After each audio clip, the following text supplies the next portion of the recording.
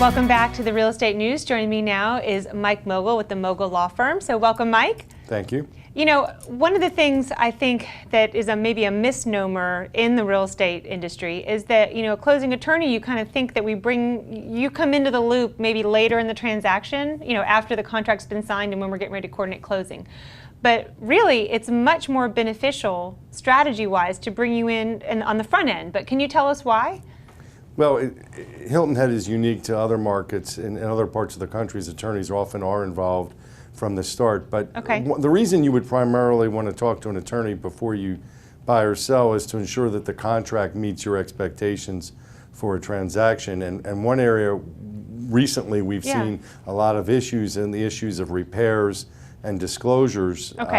Our standard contract here in Hilton Head provides that a home be sold with pretty much everything in good working order, subject to reasonable wear and tear, but that can cause the seller to have to make a lot of repairs that the seller didn't realize it was going to have to make as a condition of closing. So if you're a seller and you don't want to make those repairs, you should either negotiate with your realtor or talk to an attorney first about how that contract should be written.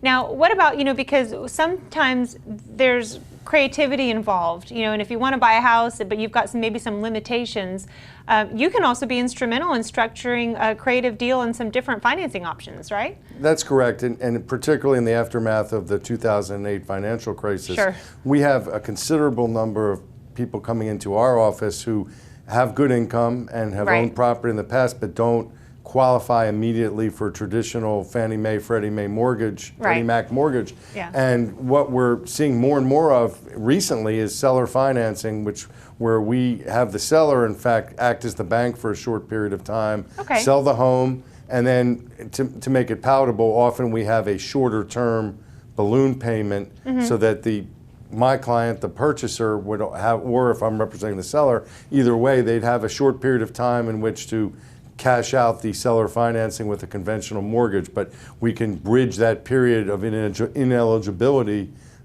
through seller financing. Another thing that we often see is because transactions don't always close on the date they're supposed to, we're using occupancy agreements whereby a seller who needs money from their sale to move into their next home, whether it's a rental or a purchase, negotiates post-closing occupancy for a period of time after their transaction here sells. They have the funds from closing and they can remain in the property. This avoids them having to store things for a short period of time or move twice within a short period of time, and we can structure those agreements to make them mutually palatable.